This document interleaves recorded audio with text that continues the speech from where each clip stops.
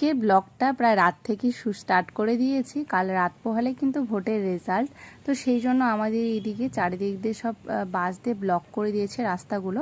আর এখন এদিক দিয়ে সব সেন্ট্রাল ফোর্স পুলিশের সব গার্ড পড়বে, তো তারা এখন একে একে আসছে। আর এদিকে দেখছো এক পশলা কিন্তু বৃষ্টি হয়েই গেছে, আর এখনও বেশ ভালো মেঘের গর্জন হচ্ছে, আর তার সাথে বিদ্যুৎও চমকাচ্ছে। আর সাথে কিন্তু আকাশে বেশ কালো মেঘ করে আছে, সেটা বোঝাই যাচ্ছে।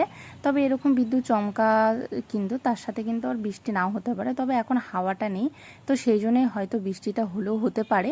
তো এই হলো আজকে রাতের ওয়েদার, মানে বৃষ্টি তো হওয়ার পরে একটু ঠান্ডা ঠান্ডা ওয়েদার পড়েছে, না হলে আজকে প্রচণ্ড গরম পড়েছিল। সকালে তো তেমন কিছু ব্লগ শ্যুট করতে পারিনি, ওই জন্য রাত থেকেই শুরু করে দিয়েছি। তো এই হলো আজকে আমাদের রাতের ওয়েদার। এবার চলে আসলাম পরের দিন সকালে। তো চলো তোমাদের ইন্ট্রোটা দেওয়া যাক। হ্যালো বন্ধুরা, সবাই কেমন আছো? আশা করছি সবাই খুব ভালো আছো, যারা যেখান থেকেই দেখছো। আমিও কিন্তু বেশ ভালো আছি এবং সুস্থ আছি। তো আমি সঙ্গীতা, শুরু করছি আজকে নতুন একটি ব্লগ। তো দেখো সকালবেলা ঘুম থেকে উঠে গেছি, আর আজকে সকালবেলায় ভোর পর্যন্ত কিন্তু ভালো বৃষ্টি হয়েছে। আর ওয়েদারটা আজকে ভীষণ ভালো ওয়েদার আছে, মানে হাওয়া দিচ্ছে, আবার একটু একটু ঠান্ডা ঠান্ডা ওয়েদার। তো আমি ঘুম থেকে উঠে পড়েছি সকাল সকাল, আর এদিকে এখন পর্দাটা সরিয়ে দেখলাম বেশ ভালো বৃষ্টি হয়েছে। রাতে একদমই টের পাইনি, ঘুমিয়েছিলাম। তো এখন জানলা দরজা সব খুলে দিচ্ছি। আর সাথে সাথে আজকের ব্লগটা একদম সকাল সকাল শুরু করে দিয়েছি। তো আজকে কিন্তু ভোটের রেজাল্ট, আর এইদিকে দেখতে পাচ্ছ চারিদিকে কিন্তু প্রায় ভোরবেলা থেকেই কিন্তু ভোর 5টা-6টা থেকে কিন্তু পুলিশের এখানে গার্ড পড়ে গেছে। এদিকে ওনারা সব ছাতা মাথায় দিয়েই সবাই গার্ড দিচ্ছিল। এখন অবশ্য বৃষ্টিটা নেই, তো একদিকে ভালোই হয়েছে, না হলে এই বৃষ্টিতে ওনাদেরও মুশকিল হয়ে যেত। তো যাই হোক, সকাল সকাল আজকে ব্লগটা শুরু করে দিয়েছি, চলো দেখতে থাকো।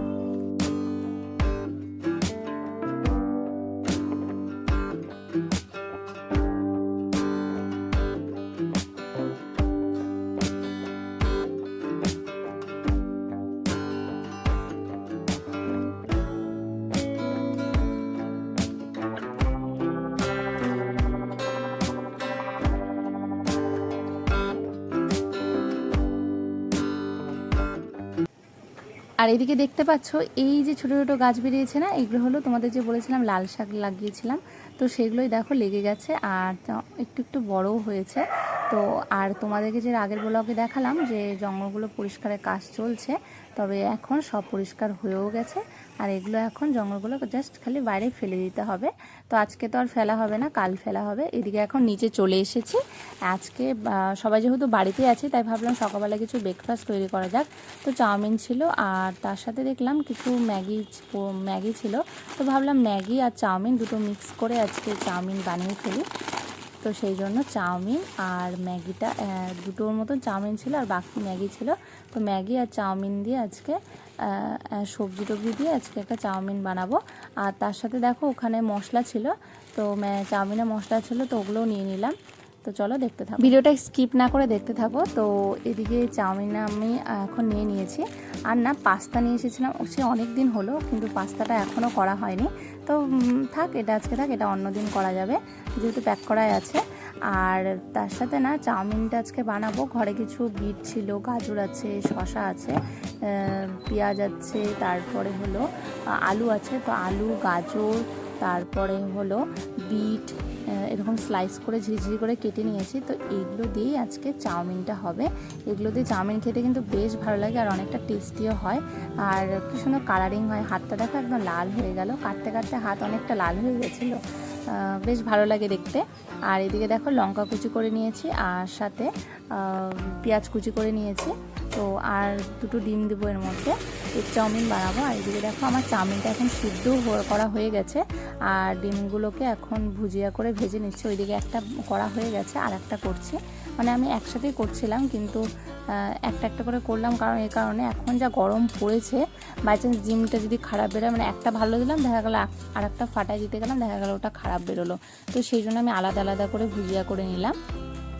তো এদিকে চাউমিনের ডিমটা ভাজা হয়ে গেলে এর মধ্যে কিছু তেল দিয়ে নিব। তেল দিয়ে তারপরে লঙ্কা কুচি, তারপরে পেঁয়াজ কুচি, আর হলো ওই সবজিটা দিয়ে ভাজা ভাজা করে নেব। তবে পেঁয়াজটা আমি এবার পরেই অ্যাড করলাম, কারণ পেঁয়াজটা যেহেতু তাড়াতাড়ি হচ্ছে লাল হয়ে যায়, আর সবজিটা হতে যেহেতু একটু টাইম লাগে, তো সবজিটা হালকা যখন হয়ে আসবে তার কিছুক্ষণ মানে হয়ে আসার কিছুক্ষণ আগে আমি পেঁয়াজগুলোকে দিয়ে নেব।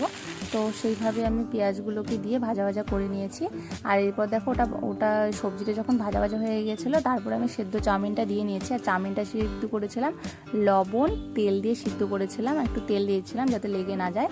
তো তারপরে এটা দিয়ে সবজিটা হয়ে যাওয়ার পর চাউমিনটা দিয়ে দিয়েছি। তারপরে এর মধ্যে ভুজিয়াটা দিয়ে, ডিমের ভুজিয়াটা দিয়ে ভালো করে নাড়াচাড়া করে নিচ্ছি। আর তার মধ্যে না ম্যাগি মশলা ছিল, তো আজকে চাউমিন মশলাটা অ্যাড করলাম না, যেহেতু ম্যাগি মশলা ছিল, তো সেই জন্য ম্যাগি মশলা দিয়ে ভালো করে ভাজা ভাজা করে নিচ্ছি। আর চাউমিনটা দিয়ে কিছুক্ষণ মশলা দিয়ে ভাজা ভাজা করলে কিন্তু খেতে আরও ভালো হয়। আর এদিকে দেখো তোমাদেরকে আজকে দেখাচ্ছি, দেখেছো আমার বেগুন গাছের পাতাগুলোর কি অবস্থা, সমস্তটা ছ্যাঙ্গা খেয়ে আমার এই অবস্থা করেছে। কিছুদিন আগেও আমি ওষুধ দিলাম, কিন্তু তাতেও কোনো কাজ হলো না, আবার দিতে হবে আজকে। তো ভাবছি আজকে এক সময় করে দিব। তো দেখতে পাচ্ছ একটা ডালের মধ্যে 4-5টা করে ছ্যাঙ্গা, মানে কি বলবো, প্রচণ্ড ছ্যাঙ্গার উৎপাত। আমার বেগুন গাছটা একদম শেষ করে দিল। অনেকবার আমি স্প্রে করছি, কিন্তু কয়েকদিনের মধ্যে আরও বেশি করে ছ্যাঙ্গা হয়ে যাচ্ছে। তো এখন খাবারটা নিয়ে নিয়েছি, এখন বসে খেয়ে নেব। তো তারপরে বসে বসে ভাবছি যে কী কী করা যায় এরপরে, আজকে রান্নাটা করতে হবে কী কী। তো সবগুলো এখন একসাথে কাজগুলো করতে হবে, রান্না তার সাথে ঘরের কিছু কাজগুলো আছে, তো সেগুলো এখন ঠিক করে নিচ্ছি যে কোনগুলো পরপর সব করবো। আর সাথে চাউমিনটা কিন্তু খেতে বেশ ভালো হয়েছিল, আর কি সুন্দর কালারফুল হয়েছিল না। এরকম বিট দিয়ে চাউমিন দিয়ে খেতে কিন্তু বেশ ভালো লাগে, আমি তো প্রায়শই খেয়ে থাকি। তোমরা যদি খেয়ে থাকো তাহলে অবশ্যই কমেন্ট করে জানাবে।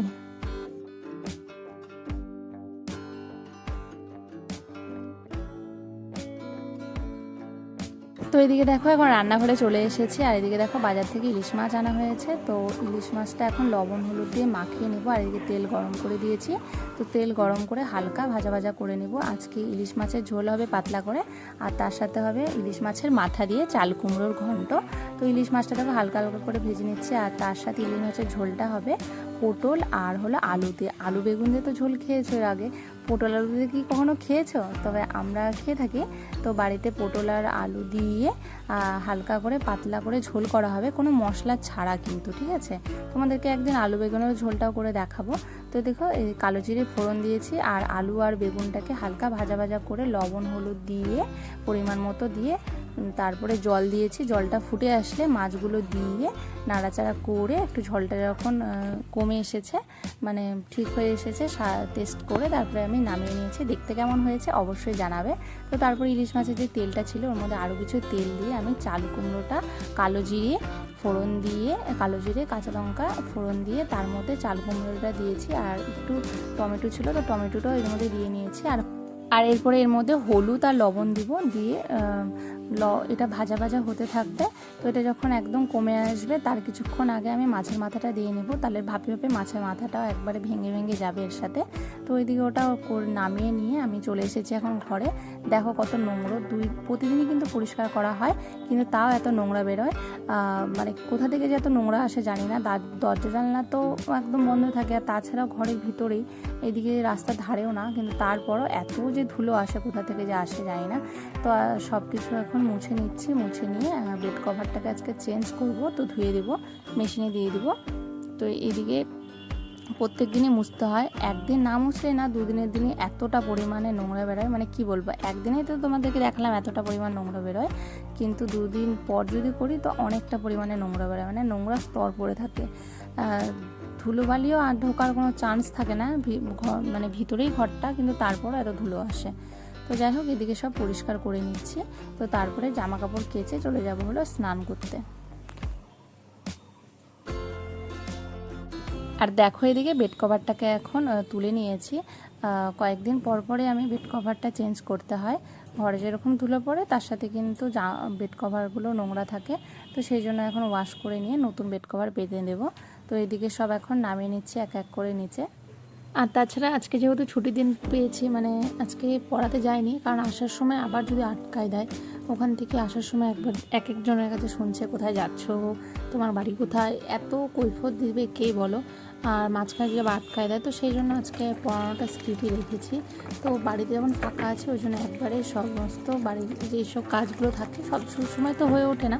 তো আজকে যেহেতু একটু বাইরে একটু হাওয়াও দিচ্ছে, ওয়েদারটাও ভালো আছে, আবার যদি বৃষ্টি নামে, এখন মাঝে মধ্যে একটু করে বৃষ্টি হচ্ছে, তো তবুও অসুবিধা হয় না।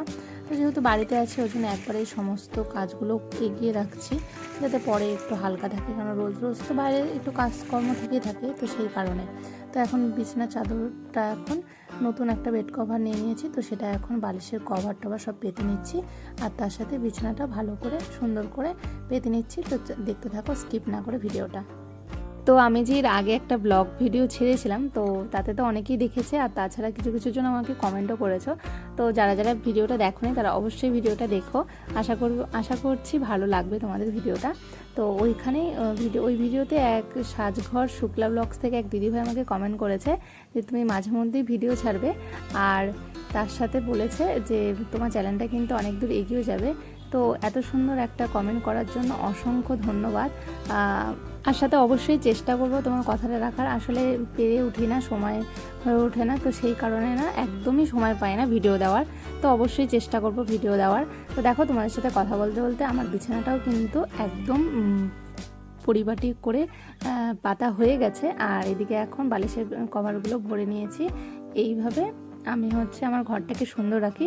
তো তোমরা কে কে ঘর সাজাতে ভালোবাসো তারা অবশ্যই কমেন্ট করবে। আমার তো ভীষণ ভালো লাগে ঘরের এসব কাজগুলো করতে। তার সাথে তোমরা কারা কারা এরকম কাজ করতে ভালোবাসো অবশ্যই কমেন্ট বক্সে কিন্তু কমেন্ট করে জানাবে।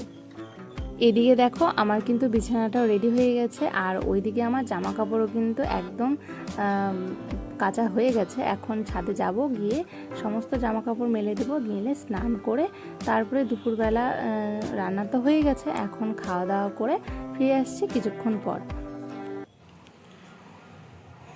হাঁপাই গেছি, অনেকক্ষণ পর সামনে আসলাম। স্নান হয়ে গেছে, খাওয়া হয়ে গেছে, এদিকে জামা কাপড়ও মেলে দিয়েছি। আমাদের এখানে ভোটের কাউন্টিং হচ্ছে। মাইক এদিকে লাগাইছে কিন্তু কিছু বোঝা যাচ্ছে না। যাই হোক, হাতে নিয়েছি স্প্রে। তোমাদেরকে দেখিয়েছিলাম না বাগানে প্রচুর আগাছা গাছ হয়েছে, আর তার সাথে এত ছ্যাঙ্গা, মানে শীতের যে ওই গাঁদা ফুল গাছটা লাগানো ছিল, তো শীতের গাঁদা ফুল গাছটা ওখানে লাগানো ছিল। তো গাঁদা ফুলের চারা থাকলে শুনছি মানে গাঁদা ফুল গাছে বলে ছ্যাঙ্গা বলে উৎপাতটা একটু বেশি হয়, গাছ থাকলে ছ্যাঙ্গার উৎপাত বেশি হয়। তো সমস্ত তো গাছ তুলে দেওয়া হয়েছে, যেগুলোতে ফুল ফুটছে খালি একটা গাছ রেখে বাকি সব গাছ তুলে দেওয়া হয়েছে। আর এখন আসছি ছাদে, এই যে গাছগুলোতে বীজ দেওয়া হচ্ছে না, পোকা লাগছে, তো ওই গাছগুলোতে পোকা মারার বিষটা নিয়ে এসেছি মিশিয়ে জলের সাথে, তো ওটা এখন স্প্রে করব। আরও নিচের আমার জবা ফুল গাছগুলোকে একদম ঝাঁঝরা করে দিয়েছে পোকা খেয়ে। হ্যাঁ, আর তারপর আমার বেগুন গাছটা তো তোমাদেরকে দেখালাম, আমি দেখলেই তো কতটা পরিমাণে ছ্যাঙ্গা লাগছে, তো স্প্রে করতে হবে। ওই গাছটাতে স্প্রে করে আজকে স্নান করে দেবো। আমার ধুতরা ফুল সব গাছ একবারে পোকা একদম শেষ করে দিয়েছে। এদিকের গাছগুলোতে স্প্রে করা হয়, তো এগুলো মোটামুটি ঠিকই আছে। যে এই গাছগুলোতে বৃষ্টি হচ্ছে না সেই কারণে শেডেই রাখা আছে। শেডে তোমাদের আগের ব্লগটাতে দেখাইছিলাম যে শেডে রাখা আছে, তো ওইখানে রাখা আছে। দেখতে পাচ্ছ শেড কিন্তু নেই, মানে একটু আপডাল আর কি। যাই হোক, তো ওই গাছগুলো ওখানে রাখা হয়েছে। আর এইদিকে তোমাদেরকে এখানে একটা গাছ দেখাবো, আমি তরমুজের গাছ লাগাইছি। তো দেখো অনেকটা বড় হয়েছে, মানে কালকে দেখলাম ছোট ছিল, রাতে বৃষ্টি হয়েছিল, এখন দেখছি বেশ ভালোই বড় হয়ে গেছে। চলো দেখো গাছটা, মানে যে এই একটা কার্টুন ছিল আমার কাছে, এই কার্টুনটার মধ্যে লাগিয়েছি। আর গাছটা দেখছো লতা লতা ওই উপর দিয়ে চলে যাচ্ছে। ওইদিকেও ওই ডালটাতে সবার আগে তরমুজ আসছিল, কিন্তু মাটির সাথে ঠেকে আছে কিনা জানি না, সে কারণে পচে গেছে, মানে এইটুকু অবস্থায় পচে গেছে। তো এই দিকে দুটো ডাল বেরোয়েছে, তো এখান থেকে দেখো ঝুলে ঝুলে আছে, তো সেই জন্য মনে হয় তরমুজগুলো বেশ সাইজটা বেশ ভালো হচ্ছে। দেখতে পাচ্ছ, আমার দেখে হাসি পাচ্ছে। আদৌ কি হবে? যদি এবার হয় তাহলে প্রত্যেক বছরই একটা করে তরমুজের গাছ লাগাবো এইভাবে। মানে বীজ ফেলছিলাম, মানে বাজার থেকে যে তরমুজ খাওয়া হয় না, সেই তরমুজের ওই গাছের তরমুজটা খেয়ে বীজটা ফেলে রাখছিলাম এই এই ফুলের টবগুলোর মধ্যে। তো দেখছি কি 2-3টা করে পাতা বেরোচ্ছে, আর আমি তরমুজের পাতাগুলো চিনি যে এরকম টাইপেরই হয়। তো আমি আবার এই কার্টুনটার মধ্যে মানে ফ্রেশ মাটি এটা আমাদের আছে, তো এটা আমাদের লাগিয়ে রাখছিলাম দুটো, তো দুটোই হয়ে গেছে। তো তার থেকে দেখো একটা কি সুন্দর হচ্ছে, এই একটা ছোট, এই একটা ছোট, দেখতে পাচ্ছ, ফোকাস নিচ্ছে না। এই হলো একটা, তার মধ্যে থেকে এটা একটু বেশি বড়, তাই না? দেখে মনে হচ্ছে পটল। তো যাই হোক, সেন্ট্রাল ফোর্স, পুলিশ সব আসছে এদিক দিয়ে, সব এখানে ইয়ে করা হয়েছে, এই দিয়ে কাউকে যেতে দিচ্ছে না। গাছটা হয় তরমুজটা কি হবে জানি না আমি, যাই হোক যেটুকুই হয় তাহলে তোমাদেরকে দেখাবো। হ্যাঁ ঠিক আছে, চলো আমার স্প্রে করা যাক গাছে। স্প্রেটা নিয়ে স্প্রে করতে হবে গাছে, না হলে ভালো ফুলও দেবে না। গাছের যত যত্ন করবা গাছ তত ভালো রেজাল্ট দিবে। আর এখন বৃষ্টি হচ্ছে জন্য না খোল পচাটা দেওয়া হচ্ছে না, কিন্তু খোল পচা দিলে আর কিছু লাগে না। আর হচ্ছে 2 সপ্তাহ বা 1 সপ্তাহ পর পর গাছে স্প্রে করতে হয়। তো দেখা যাক, দেওয়া তো হচ্ছে না, কিন্তু গাছগুলোতে স্প্রেগুলো করা হচ্ছে। কিন্তু এই মাঝখানে কয়েকদিন বৃষ্টি হলো, তো স্প্রে করা হয়নি, তো এখন আবার স্প্রে করব। তো চলো আসছি কিছুক্ষণ পর। আজকে না যদিও একটু কাজ করে আরাম পাওয়া যাচ্ছে, মানে অন্যান্য দিন তো তোমাদের দেখিয়েছিলাম যে সেই সকালে রোদ ওঠে একদম, মানে সূর্য ডোবা অবধি রোদের একদম যাওয়া পর্যন্ত ছাদের রোদ থাকেই। আর সারাদিন রোদটা যেহেতু পড়ে ছাদ প্রচণ্ড হিট হয়ে থাকে, মানে সূর্য ডোবার পরে না ছাদ থেকে একটা গরম হিট ছাড়ে, আর সেই কারণে রীতিমতন স্নান করে একদম যাই, এত গরম থাকে। তো আজকে সেই তুলনামূলক আজকে সকালে যেহেতু তোমাদেরকে বলেছিলাম যে ভোর রাতে বৃষ্টি হয়েছিল, তার মধ্যে আজকে ওয়েদারটাও একটু ভালো আছে, মেঘলা মেঘলা ওয়েদার, তো সেরকম এতটা অস্বস্তি হচ্ছে না, তাও গরম কিন্তু আছেই। তো এদিকে দেখো তার মধ্যে হাওয়া দিচ্ছে না, আর এদিকে আমি স্প্রে করতে যাচ্ছি তো উল্টো আমার গায়ের মধ্যেই চলে আসছে। এইসব স্প্রে করার সময় না মুখে একটু মাস্ক হাতে গ্লাভস পরতে হয়, তবে আমি ভুলে গেছি, মানে গরমের মধ্যে না দিতে ইচ্ছা করে না, মানে আরও ঘেমে যাই সেই কারণে আর কি। তো এইদিকে দেখো গাছগুলোতে প্রচণ্ড পোকা লেগে গেছে, পাতাগুলো একদম কুকড়ে গেছিলো, তো সেই জন্য সমস্ত গাছে স্প্রে করে দিচ্ছি। আর তার সাথে যেহেতু ছ্যাঙ্গা লেগেছে একদম গাছে একদম স্প্রে করে স্নান করিয়ে দিচ্ছি, যতটুকু মানে পারা যায় ততটুকুই করছি। তো এই হলো আজকের আমার ছোট ব্লগ। যদি আজকের আমার ব্লগটা তোমাদের ভালো লেগে থাকে তো অবশ্যই ভিডিওটাকে লাইক কমেন্ট শেয়ার করো। আর হ্যাঁ, যারা চ্যানেলটাকে এখনও সাবস্ক্রাইব করনি তারা প্লিজ সাবস্ক্রাইব করে আমার পাশে থেকো। খুব শিগগিরই আসছে একটা নতুন ভিডিওর সাথে।